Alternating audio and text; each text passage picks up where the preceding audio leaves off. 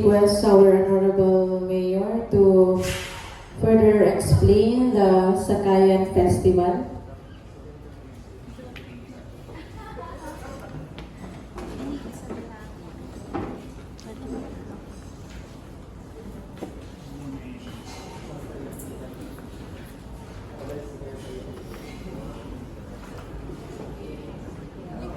Bago po ninyo ipagpatuloy ang pag-iisa sa aming sponsor. Assalamualaikum warahmatullahi ta'ala wa barakatuh. Buenos dias, maraming todo. Magandang umaga po sa ating lahat. And I would like to thank the committee and the City Council for accepting our, hindi pa accepting naman, for receiving our proposal for to have our festival as the Sakayan Festival. This being my personal advocacy, no, that's I would like to also have the honor to face you and explain this proposal, the essence and the wisdom behind the proposal. Medyo widely accepted po ngayon ay ang tinatawag nilang the Austronesian theory of migration. No? At medyo marami sa amin na nakarinig na ho nito ay mas na-appreciate siya kasi parang mas may sense yung sinasabi ng theory.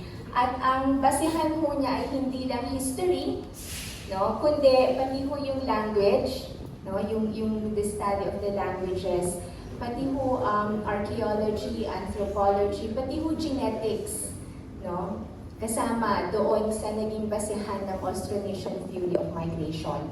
So basically, what this theory says is that a group of people around, my God, 4,000 years ago, from southern Taiwan, no, they were not Chinese, okay?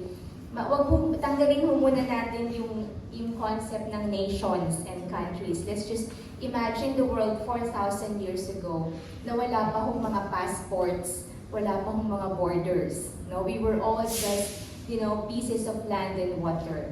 So around 4,000 years ago, at the minimum, a group of people from southern Taiwan went down to Batanes. Okay? So from there, pinopulate nila the rest of the country, no, and went all the way to Madagascar and to New Zealand, parts of New Zealand. And then, yung iba ho went across the Pacific, no, and eto naman yung mga nasa Hawaii part, yon, galing mo ng Pilipinas, yon. Okay, so, and they navigated and populated this group of islands through the boats.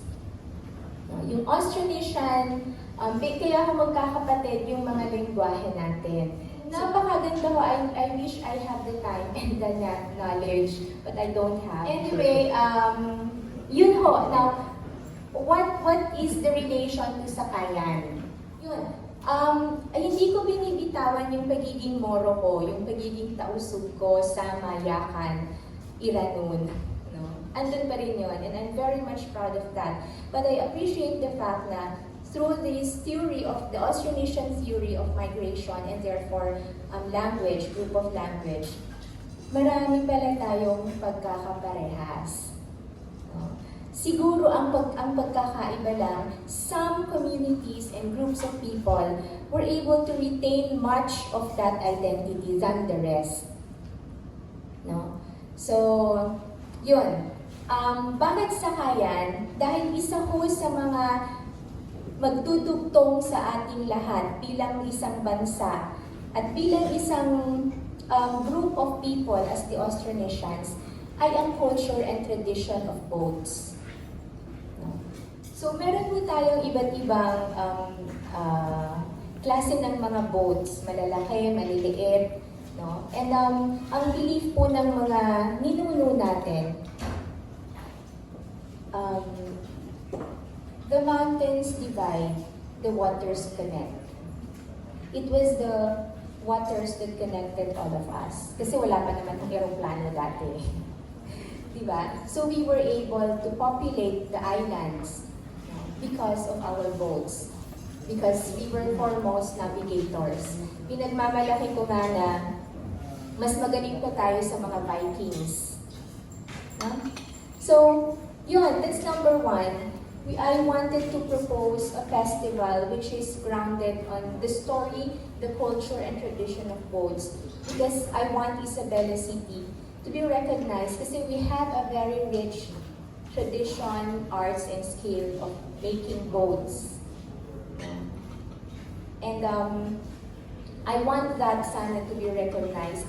At the same time, for Isabela City to take a lead in connecting all the islands of the country. Sakayan may mean different things, translations, in different languages. But yung kanyang core meaning is the same. It's transportation. Sakayan, locally means boat, no, Uncle? Sakayan. But if you go north, Sakayan, it's a terminal. Sakay na. Diba? So all these things, so parang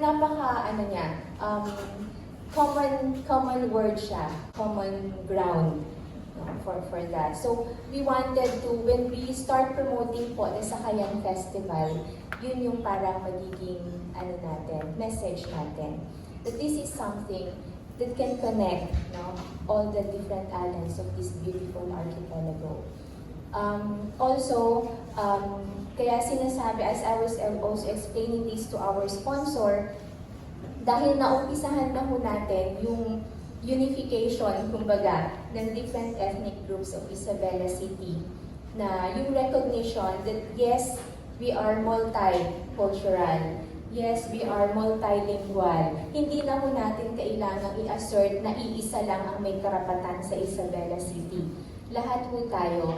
And we were all brought here to this beautiful island by our own boats. So parang sabi nga namin, this will be a celebration of how we all came from different, kasi kahit kami mga tausug, kaya nga kami tausug kasi galing Sug. Diba? We came from Sulu and we arrived here by boats. The people from Iloilo, the Ilonggos, what else are here? Bisaya, Ilocano, and everyone, they all arrived here by boats. No?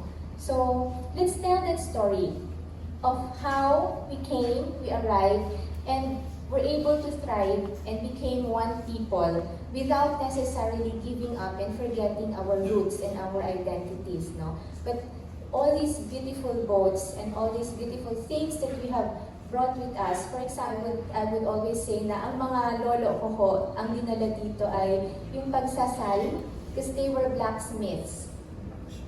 Opo, gumagawa ho sila ng itak, ng mga jewelries, yung mga ganyan. I still kept the bracelet made by my great-grandfather as a gift to my great-grandmother. So meron iba ang dalaho ng pumunta dito ay sculpture. Okay? So let's go back and remember that. How our ancestors came and arrived, brought by the boats, and brought all these beautiful things that we now see in Isabela City.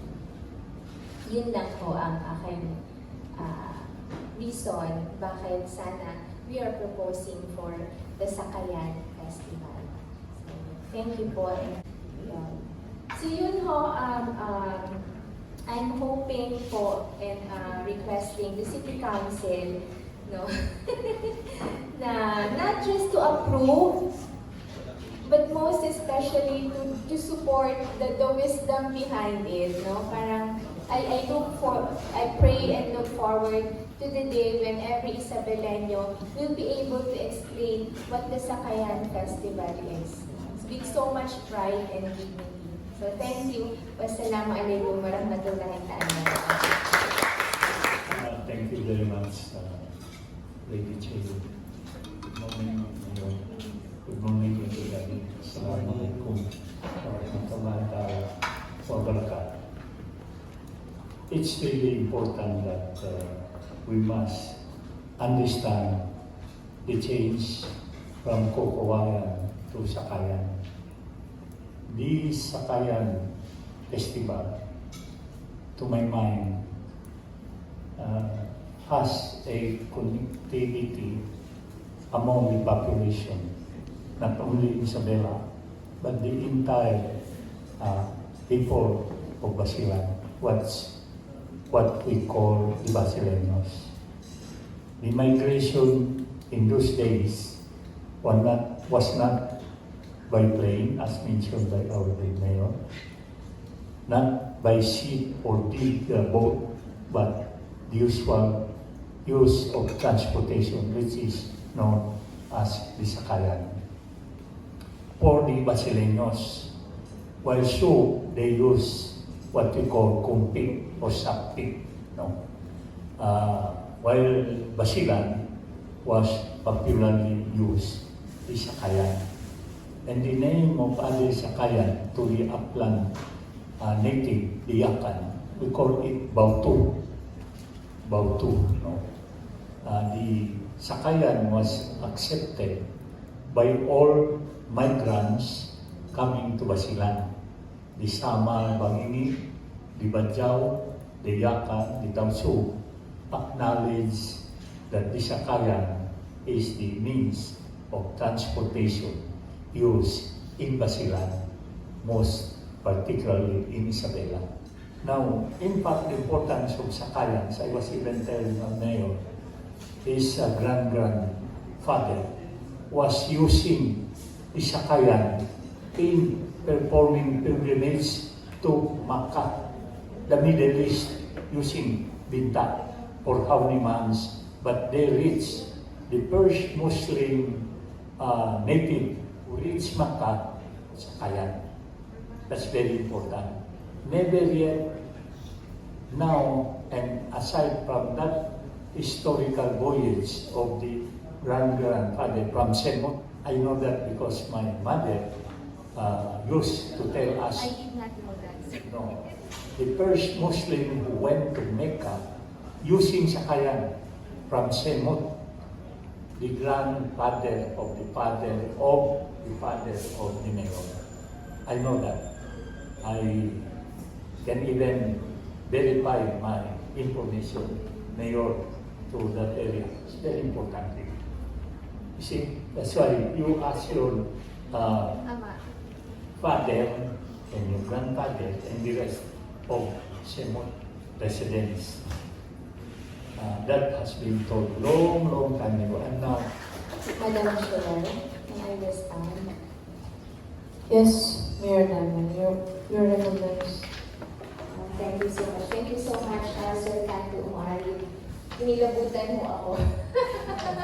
Hindi ko ho talaga alam na may ganun akong, may ganun history pala ang mga ninuno mo of being the first to perform the Hajj and arrive, get to Mecca, Saudi via Sakayan.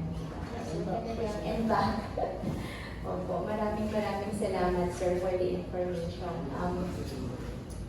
And I'm sure that many of us also, you ask your lolos and lolas stories about the boats, no? Ang daming magagandang kwento.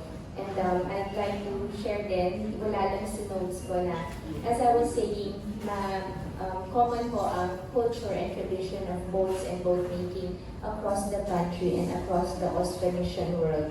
In fact, yung sa, I think you've heard po yung sa Butuan, yung Balangay. No? They also have in Visayas the Caracoa, which was used to fight against the Spaniards, no? And then yung Parao, no? Also of the Visayas. Yung, meron pa po. Iloilo, Parao, no? So, ang dami po nating identities na attached po sa boats, and that would be very, very interesting to know. And I think it would be a great pride and honor for Isabela City to be able to awaken the entire nation, no? Through our Sakayan Festival in pursuing deeper, no? And using the story of our boats again to unify all the islands of the country. So yun po, maraming salamat. Mayor? May I be excused? Yes po. You may now. Thank you. Mayor Dada, and thank you also, Honorable Kandu Muari, for the informative discussion.